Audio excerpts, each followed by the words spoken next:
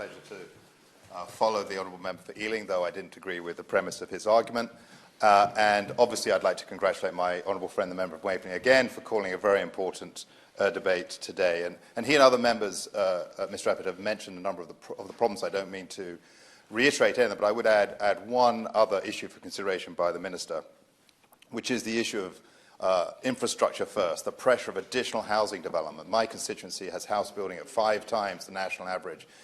Not only is that disruptive to obviously our natural environment, but it also means that people can't get access to a GP, they can't get access to a school place, and they can't get access to a dentist. So maybe she can address that. I wanted to speak today for a number of reasons, but one thing I do want to put on record is and many colleagues will know this, I had a number of dentists contact me when we were going through lockdown, desperately wanting to serve and provide services and finding it exceptionally difficult to be able to do that. They literally knew that there was a growing problem that they wanted to serve. And I just want to say thank you to the dentists in my constituency in Bedfordshire, but I'm sure all of us would, for all of their efforts during the period of COVID.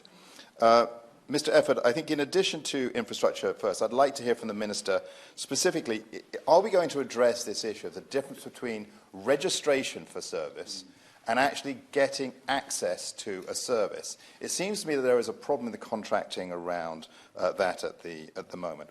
I have to say, and this is where I perhaps disagree with the Honourable Member for Ealing, who's just left his place, is that I do think we have to control taxpayer support for dentistry. I think that the public finances are stretched. They've been stretched for quite a considerable period of time.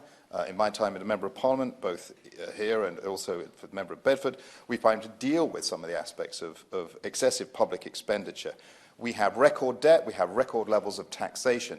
It is a fantasy for Members of Parliament to come here or into the Chamber time after time after time and just say how wonderful it would be to spend more money on whatever is the topic of the day. Because in that way lies financial ruin. And the Labour Party have no answer to that. What we need to do is find creative solutions for the way in which we can use existing levels of expenditure more wisely than we are currently. And I would say in the issue of dentistry and the way the contracts work, as the Dental Association and others have shown, there is plenty of scope for spending existing resources more efficiently and more effectively by looking at a better form of contract which isn't drill and fill, by looking at ways to move towards preventative dentistry rather than to deal with the reactions once problems have taken such a direction. I was amazed to see, and I don't know if other colleagues can see this right, because I'm not sure I could read it right, that one of the main reasons for young people to end up in A&E right now is tooth decay. How on earth do we get into that situation? There must be a better way for us to spend existing resources if that is the current way that existing resources are resulting. Can I also make a point that I think on recruiting people into dentistry? I supported Brexit. I support the Home Secretary for her points-based immigration system. What on earth are we doing to make sure that we have adequate supply from across the world for people to come in? My honourable friend for Waverley talked about people from the Commonwealth coming. I don't mind where to. I want the best and the brightest to come to this country. What is the way in which we can eliminate some of the restrictive practices in this country to ensure that we make that an interesting and attractive option for people to undertake? And finally, Mr. Eppert, could I just make this point about the contract? Because there is an issue within our health services that most of the way in which contracting done is essentially what I'd call production contracts.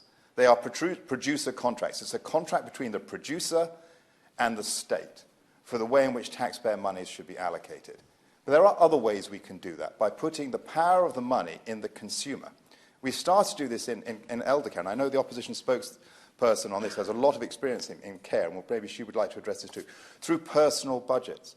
Can we find a way in which we do dentistry budgeting, the new contracting with our dentists, that actually empowers the consumer with the financial resources that would be spent so that they can have the choice about where they wish to use their money. They can have competitive pricing from dentists for them, rather than saying that every particular production item of dentistry has a particular price, with all the frailties that my right honourable friend, the father of the house, was mentioning about one filling versus a whole series ending up with the same production price.